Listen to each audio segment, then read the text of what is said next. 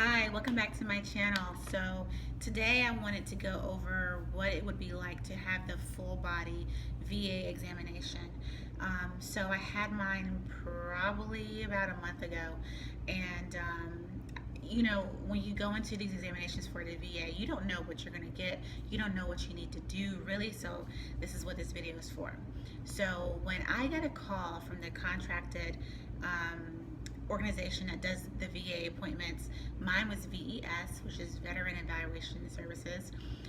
She gave me a call and was like, hey, we just wanted to make sure you're scheduled for any upcoming VA appointments we need to have for you. And so I was talking to her on the phone, and she was like, you do have an appointment coming up. And now I was not aware of this appointment, right? But she was, sometimes they call you, sometimes they leave messages, sometimes they leave voice messages. They will definitely email you, and they will also leave you FedEx papers on your doorstops saying you have an appointment coming up, and who this appointment is with and where it's at, and how to get there, basically. So I had already been to this VES office for my audio appointment. So this office has, I guess, like 3 doctors or 3 people who work for the VES there, and then they have some med techs that kind of work at the front desk. I don't know if they're actually med techs, but they were wearing scrubs. So anyways, this was the same office I had been to before, but a different doctor. She was a PA who did my full body examination. So back to the appointment lady. The lady had called me, and she was like, hey, you have an appointment on this day. Can you make it? And I'm like, yeah, I can. And she's like, I was unaware of this appointment, like I said. So she was like, this appointment is for 22 different ailments. And I was like, yeesh. I didn't know the VA would do group so many different ailments in one, but I guess if they have someone that's a physician or physician's assistant or nurse practitioner, I guess they're qualified to examine a patient, right? Or to verify someone's diagnosis.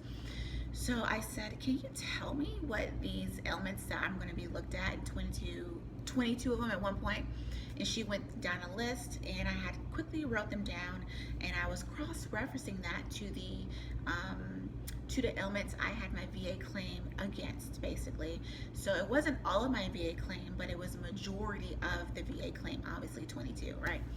And so in my mind, what I had to do, I needed to prep for this appointment based on prepping for the questions she would ask me. I knew I couldn't come in there with notes, so I had to have everything down packed. So what I did, I'm looking at my computer right now, but what I did is I typed out what each of my elements were, when they started, how they affect me, because when I went to the appointment, each element she asked me about was, when did it start? How long have you had it? Does it affect you daily at work? How does it affect you at all, right? So that's something to be prepared for. So by this time I had this 22 appointment, head to toe appointment with the VA, I had already went to other appointments and I had done other labs. So I didn't verify with the PA how many she was gonna ask me about, but in my mind, because I was tracking everything, right? She had only asked me about 16 not appointments, but claims that I had made, right? Or 16 ailments.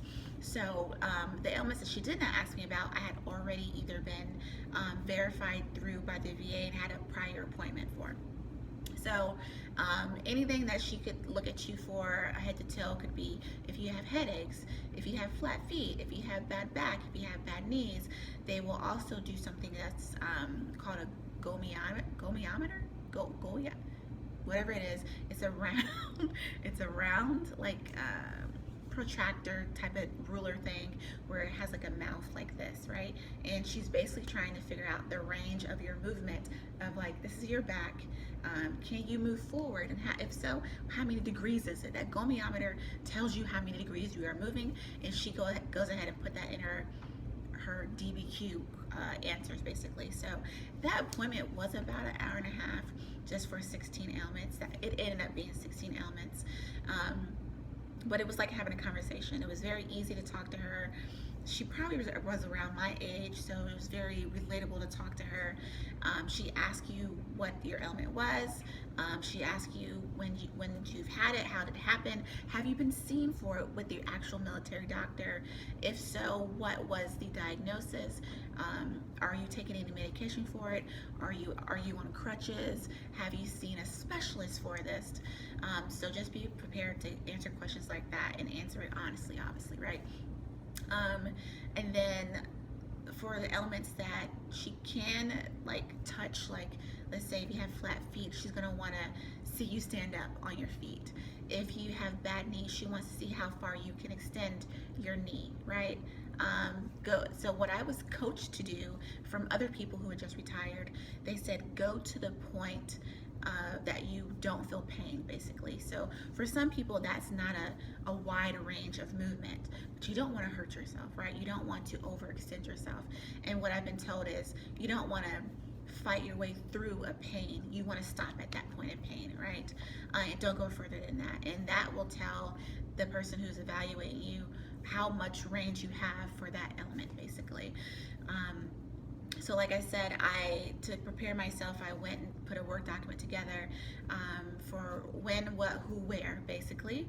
And it was, to be honest, was kind of low threat. It was very calming. She was, you can tell she was going through each DBQ, which is the Disabled Veteran Questionnaire form for each element. She was asking specific questions for each element that's on that DBQ.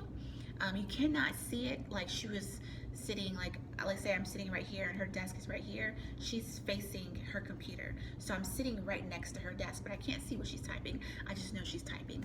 She also took pictures too for some things that I needed, that I had on me that she needed to send to the VA. So be prepared for that. So like if you feel like you're gonna come in there, because if you're gonna come in there with something that's hidden, she's going to expose it. So you might as well just be comfortable with the stranger and know that you are doing this for your VA rating, and you want to be open and you want to be honest, and you know, you want to pass this test, basically, right? Also, it is an office where there is a table where you can get on like you would get on at any doctor's office. If you, like for a woman, if you were going to get a pap smear, or if you're a man, you're kind of learning, you're just kind of laying back on this hospital bed, basically. But it's an examination hospital bed. I hope that makes sense. And then she had instruments in there that she didn't have to use for me, but maybe for some other veterans she did. But I will tell you that my PA, she was very easy to talk to, and she wasn't looking as in like trying to stump me. She was just asking plain point period questions and typing out the answers. And then she moved on for the next ailment, and it was just like boom, boom, boom, boom, boom. Like I said, it was about an hour and a half for me, and I felt really good after this appointment. I'm currently still waiting to see what my VA rating is, but once I get that rating, I will do another, I guess, a video and let you know what my possibilities were, what your possibilities could be for this rating. If you have maybe what I have, I can only talk about what I have, right? But if you have any questions, please let me know, and thank you for watching.